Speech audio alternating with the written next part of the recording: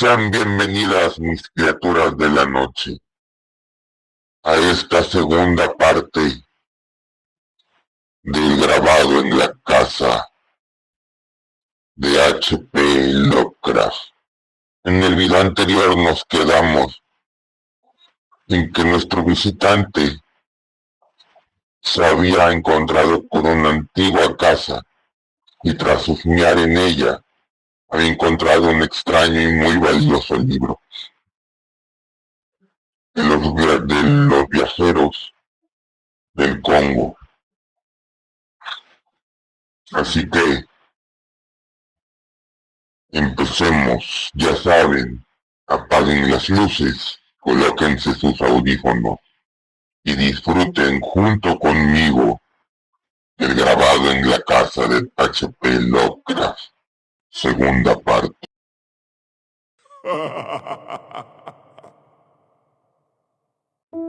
Por unos momentos me olvidé mientras hojeaba las páginas del malestar que sentía. Los grabados eran sumamente interesantes, inspirados en la imaginación y sin preocuparse por respetar la exactitud de las descripciones. En ellos se representaba a los negros con piel blanca y rasgos caucásicos. Habría estado hojeando el libro durante un buen rato, de no ser por una circunstancia absolutamente trivial, que irritó mis desesperados nervios y revivó la sensación de desasosiego que me invadía. Lo que me fastidiaba era simplemente que, quisiera o no, el volumen se abría siempre por la lámina 12, que representaba un estremecedor detalle, una carnicería en los caníbales de Anziques. Experimenté cierta vergüenza ante mi susceptibilidad por tan mínimo detalle, pero lo cierto es que no me agradaba nada ver aquel grabado, sobre todo en relación con ciertos pasajes adyacentes descriptivos de la gastronomía anziqueña. Me volví hacia un estante próximo y me detuve a examinar su escaso contenido literario. Una Biblia del siglo XVIII, un Pilgrim Progress de la misma época, ilustrado con grotescos grabados sobre madera, impreso por el autor de almanaques Isaías Thomas, y detestable Magnalia Christi americana de Corton Matter, y unos cuantos libros más, indudablemente del mismo periodo, cuando de repente mi atención se había atraída por el inconfundible sonido de unos pasos en la habitación encima. Sorprendido y perplejo al principio, sobre todo tras la falta de respuesta a mis golpes en la puerta, no tardé en concluir que quienquiera que fuese quien andaba por allá acababa de despertarse de un profundo sueño. Y menos sorpresa me causó oír pasos que descendían por la chimenea, por la chirriante escalera. Las pisadas eran fuertes, pero parecían encerrar un singular nota de preocupación, una duda que aún me gustó menos, si cabe, precisamente porque los pasos eran pesados al entrar en la habitación. Habían cerrado la puerta detrás de mí. Al cabo de un rato, unos instantes de silencio, en que el caminante debió de pararse a examinar la bicicleta que había dejado en el vestíbulo. Un desmañanado forcejeo en el picaporte, y luego vi cómo se abría la artesonada puerta. En medio de la puerta había una persona de tan singular apariencia que, si no proferí un grito, se debió sin duda a lo que de buena crianza me quedaba, anciano, con la barba canosa y con unos andrajos por toda ropa. Mi anfitrión tenía un semblante y un físico que inspiraban admiración.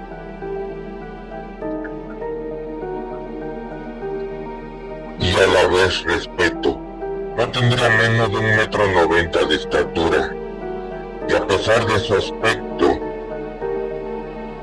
general de persona entrada en años y viviendo en la más absoluta miseria. Era de complexión fuerte y vigorosa, su cara casi oculta por una larga y poblada barba que le cubría por completo las mejillas. Tenía una tez extraordinariamente sonrosada y menos arrugada de lo que cabría esperar, mientras que por encima de una ancha frente le caían unas greñas de pelo canoso, que escaseaba debido al paso de los años. Sus azules ojos, aunque un poco inyectados en sangre, parecían inexplicablemente vivos y lanzaban miradas abrasadoras si no hubiese sido por su estrafalaria apariencia. Aquel hombre tendría un porte tan distinguido como imponente, era su contextura. Ese aspecto desgreñado, no obstante, era lo que hacía repulsivo a pesar de su físico y expresión. No sabría exactamente decir en qué consistía su vestimenta, pues me daba la impresión de harapo sobre un par de gruesas botas de caña. La absoluta falta de limpieza evidenciada sobrepasaba toda posible descripción.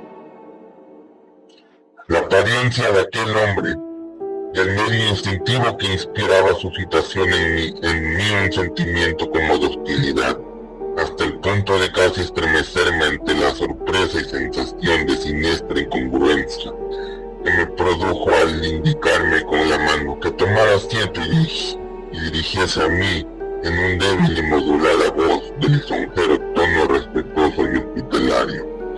Su lenguaje era muy extraño, una variante extrema del dialecto yanqui que quería extinguida desde hace tiempo, y tuve ocasión de estudiarla atentamente mientras sosteníamos una conversación sentados frente a frente. Sorprendiéndole la lluvia,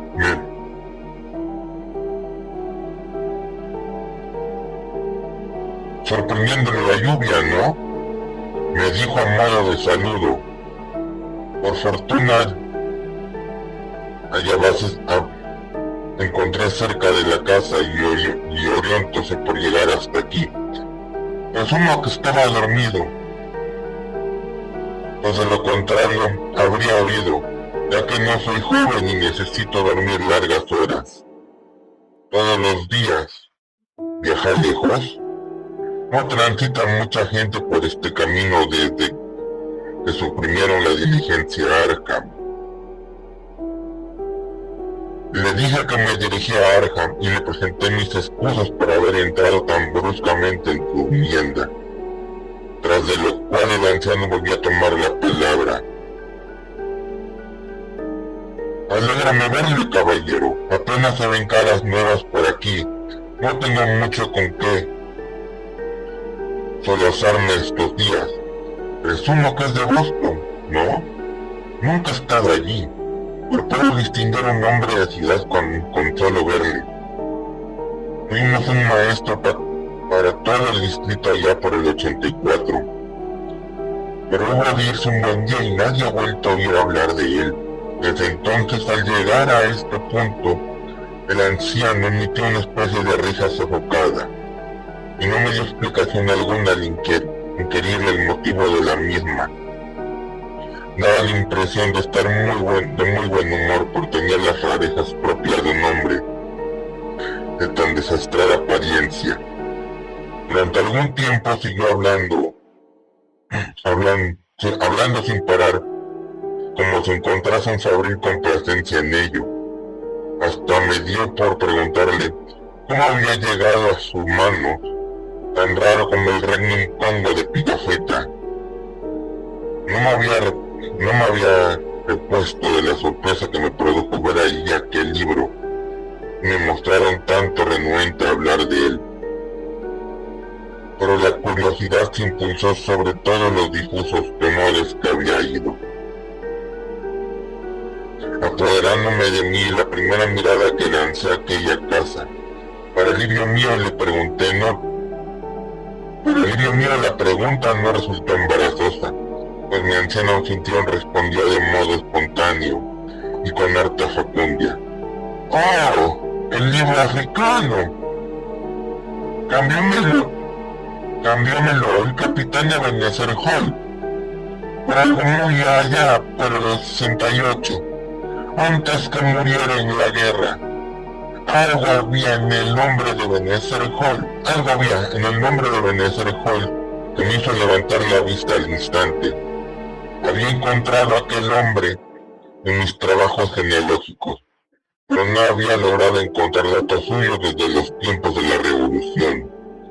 Me pregunté si aquel hombre podría ayudarme en la tarea que estaba embarcado, pero decidí aplazar mi pregunta para más adelante. Entre tanto, el anciano prosiguió su relato. Navegó Ebenezer Hall por espacio de muchos años en un mercante de Salem, y no había puerto por el que pasar en el que no se encaprichase de alguna peregrina rareza. Creo que esto lo adquirió en Londres. Gustaba de comprar cosas en las tiendas. Una vez fui a su casa, y en las montañas a vender caballos, y vi este libro. Gustaronme los grabados y los intercambiamos. Es un libro muy raro. Veamos, debe ponerme los lentes. El anciano escarbó entre sus harapos y extrajo un par de gafas sucias, increíblemente antiguas, con pequeñas lentes octogonales y patillas de acero. Una vez puestas, cogió el volumen que había sobre la mesa y pasó las páginas con sumo cuidado. Ebenezer sabía leer algo del libro. Está en latín, ¿sabe? Pero yo no puedo leer. Leyeronme parte 2 o 3 maestros. También el reverendo Clark, del que se rumorea murió ahogado en la laguna. ¿Acaso usted entiende algo de lo que dice? Le dije que sí, y para demostrárselo le traduje un fragmento del principio.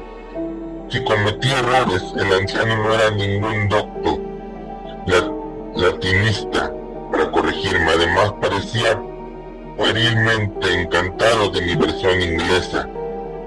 Su proximidad se iba haciendo cada vez más insoportable, pero no había la forma de desembarcarme de él sin ofenderle.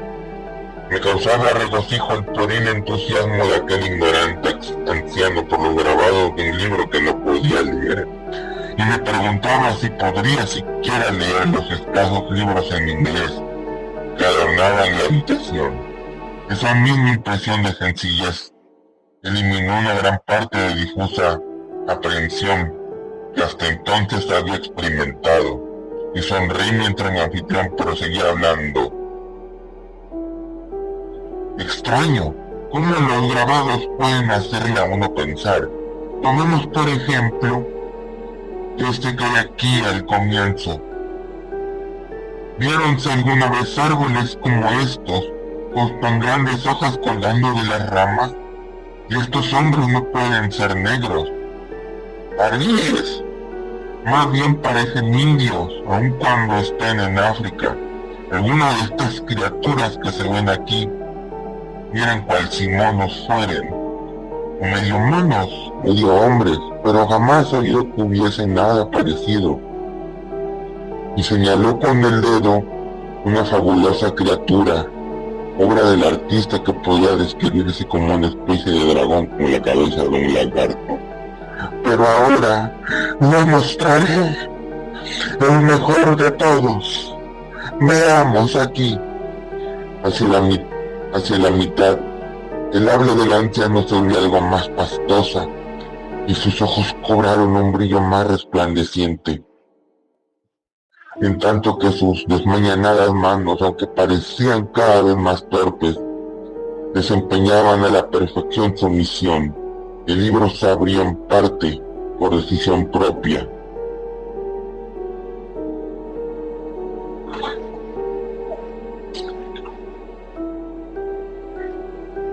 Y en parte por ser consultada con frecuencia. Aquella página por la repelente lámina 12 en la que se veía una carnicería en un poblado caníbal de Anzique. La sensación de desasosiego volvió a apoderarse de mí, aunque mi rostro no la reflejó para nada. Lo realmente extraño de aquel grabado era que el artista ya pintara a sus africanos como si de hombres blancos se tratase. Los 4 hombres, los cuartos y piernas que colgaban de las paredes del establecimiento constituían un horrible espectáculo y el carnicero con su hacha resultaba terriblemente incongruente. Pero aquel anciano parecía gustarle tanto el grabado como a mí me horrorizaba. ¿Qué le parece? A que nunca había visto por esos mundos nada semejante, ¿eh? Apenas vi lo dijo a Eb Holt. Le encendía uno y le calentaba la sangre cuando leo las escrituras sobre matanzas, como murieron los medianitas, por ejemplo. Piénsame en la cabeza ideas así, pues no tengo ningún grabado que mostrarle. Aunque uno puede ver todo lo que se precisa, supongo que es pecado, pero ¿acaso no nacemos y vivimos todos en pecado? Cada vez que miro a ese hombre cortado en pedazos, un hormigueo recórreme.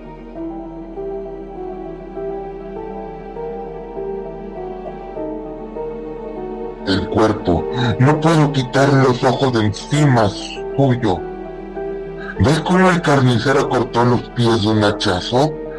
Sobre el banco está la cabeza y al lado suyo se ve un brazo. El otro está del lado opuesto del tajo. Mientras el anciano seguía mascullando en su lengua presa de un horrendo éxtasis, la expresión de su velluda cara con los lentes encima adquirió caracteres indescriptibles, pero su voz fue desvaneciéndose en lugar de subir de tono. Apenas puedo describir mis propias sensaciones. Todo el terror que difusamente había experimentado hasta entonces se apoderó de repente de mí, haciéndome detestar con todas mis fuerzas a aquella anciana y abominable criatura que tenía junto a mí. Su locura, cuando menos su parcial perversión, parecía de todo punto incuestionable. Su voz había ido apagando hasta casi no pasar de un susurro. Su tono ronco, más terrible que cualquier chillido, me hacía temblar de estremecimiento al oírla. Como decía, es curioso cómo los grabados les hacen cavilar a uno, ¿sabe, joven? Refirióme a este que tenemos delante. Cuando Hep me dio el libro solía mirarlo muy a menudo, sobre todo después de oír al reverendo Clark despotricar los domingos tocando con su gran peluca. Espero que no se asuste, joven, de lo que voy a decirle, pero una vez ocurrióseme una diablura. Antes de sacrificar las ovejas para venderlas en el mercado, miraba el grabado. Matar ovejas era mucho más agradable después de mirarlo. La voz del anciano bajó muchísimo de tono en adelante. A veces era tan débil que apenas podía oír sus palabras. Hasta mí llegaba el ruido de la lluvia y el batir de los empañados marcos.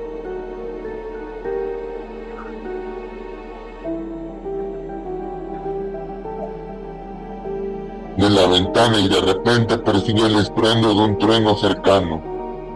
Algo muy raro para aquella época del año. Un impresionante resplandor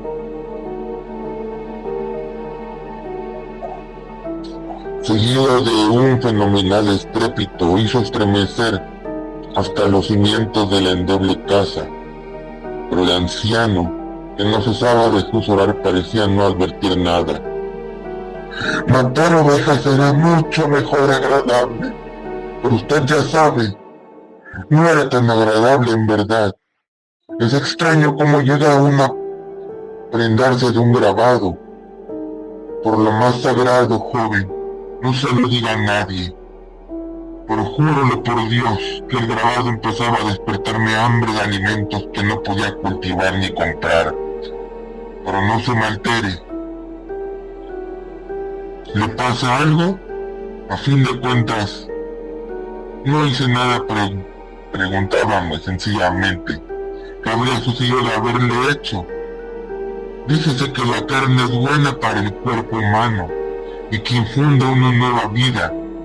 Así que, pregúntame si el hombre no viviría muchos más años si comiese una carne más o igual a la suya. Pero aquel susurro del anciano se apagó del todo. La interrupción no fue debido al espanto en que me hallaba sumido, ni a la cada vez más fuerte tormenta en medio de cuyo desatado furor abrí de repente los ojos para verme ante una humeante soledad de ennegrecidas ruinas. La causa de todo ello fue un suceso harto, simple aunque nada corriente. Ante nosotros encontrar un libro abierto con el grabado mirando repulsivamente hacia arriba.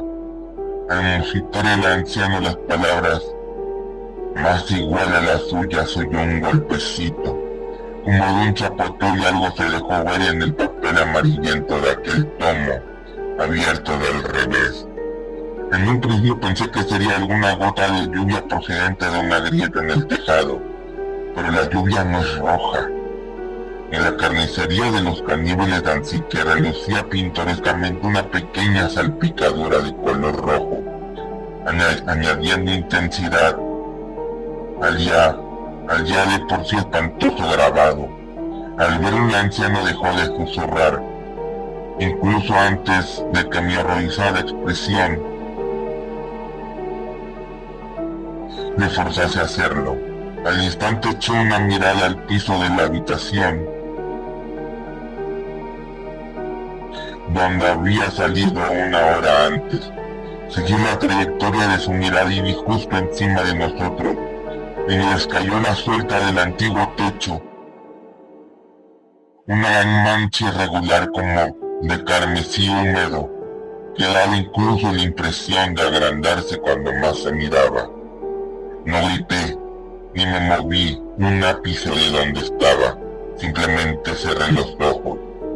Un momento después descargó el más titánico y rayo que imaginarse cabe, haciendo saltar por los aires aquella maldita casa de indescifrables secretos, relegando todo al olvido, como lo que mi mente se salvó. Y bien, mis criaturas de la noche, espero que hayan disfrutado de esta interesante y segunda parte del grabado en la casa del maestro del horror cósmico H.P. Lovecraft. Yo soy su amigo el Dr. Nightmare, que como siempre les dice que nos volveremos a ver en otro video. Deseándoles que pasen muy buenas noches y que cada una y todas de sus pesadillas se haga realidad. Hasta un próximo video.